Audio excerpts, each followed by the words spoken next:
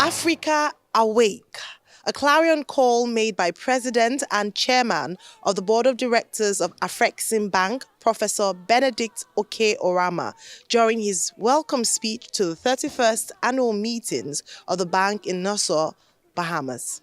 Africa Awake. Let's welcome global Africa where the sun never sets. He emphasized the overarching theme for this year's meeting for global Africa to own its destiny by creating prosperity through collaboration and intra-regional trade. Your Excellencies, distinguished ladies and gentlemen, we realize that the fate of all Africans, irrespective of their geographic location, race, or color, is inextricably linked. In today's world where might is right, the weak can only find strength in unity. The over 2 billion Africans spread around the world must now recognize that together they constitute a powerful economic force that cannot be ignored anymore. They must also recognize that power can only be potent and credible if delivered on a common and cohesive platform. The Honourable Philip Davis took to the stage to share his thoughts on moving towards prosperity for all. This endeavour is monumental, not because of its scale alone, but because it challenges us to reimagine what is possible when nations come together, not as competitors, but as architects for a fairer world. The time for contemplative action is now. Let us be the catalyst for a future where the integrity of our global interactions is not tolerated, but celebrated.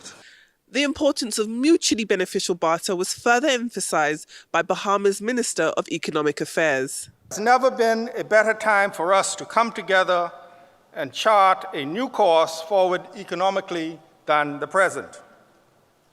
The concept of Afro-Caribbean free trade has been gaining momentum as a significant step towards economic integration and development of both regions. Day 2 also set the scene for signing agreements and multi-million-dollar trade deals. Okay, the first one I think we signed was with the Grand Bahama, right? We're working on a project preparation facility. What that will do is to support the bankability of a marketplace in the Grand Bahama. So it's supposed to be a marketplace that will deal with selling, in a sense, selling African products. The second one was with the Development Bank of Bahamas, where we signed a $30 million facility, which is like a line of credit to them. And it's also meant to support the SMEs, and support the development because it's a government-owned entity. We signed another one with the government of Guyana, who exchanged, which is a $500 million facility, with the government of Guyana. I think the others that we signed were in Ghana, where we have a ship repair facility with Prime Meridian, witnessed by the president of Ghana, as it were. Yeah. So these are all the things that we're trying to do in the context of a global Africa to integrate, but also to empower Africans and Africans in the continent and Africans wherever they may be. With every signature, the role that Afreximbank plays in financing intra and extra-African trade becomes undeniable. President Orama took some time to detail the key projects that the bank supported in the last year. In 2023, Afreximbank opened its Caribbean regional office in Bridgetown, Barbados, which immediately commenced operations. The regional chief operating officer, Mr. Hedrika, is here with us.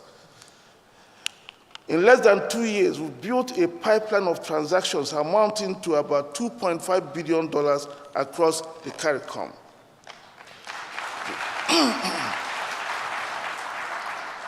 Transactions executed or under processing include a climate adaptation facility that is helping to rebuild schools damaged by severe adverse weather in St. Lucia. A trade finance line of credit to a bank that is expanding access to trade services in St. Kitts.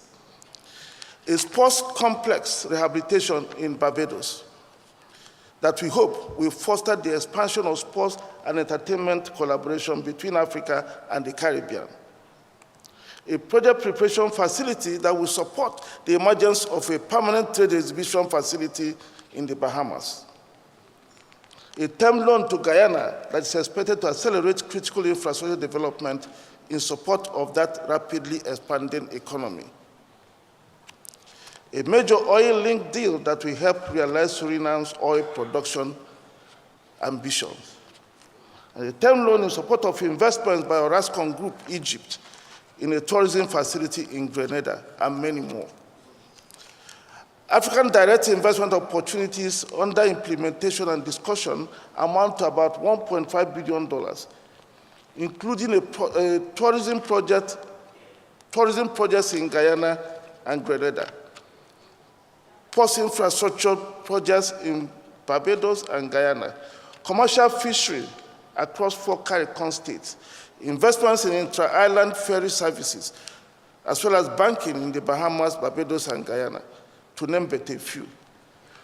Distinguished ladies and gentlemen, you can now see that we are reinventing a new Middle Passage, where goods and services and not humans are the stock in trade. A presidential plenary brought day 2 to a powerful end, with past and present leaders of African and Caribbean nations discussing ways to build alliances in order to feasibly achieve shared prosperity.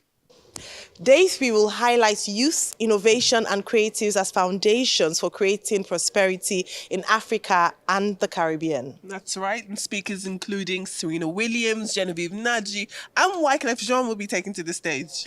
We also hear that the music album One Drum, which is a unique Afro-Caribbean collaboration under Afrexim's Creative Africa Nexus, KNEX, will be presented on Day 3. Now that is definitely something to look forward to, and we will be bringing you all of the details. Well, until then, it's goodbye from us. Bye-bye.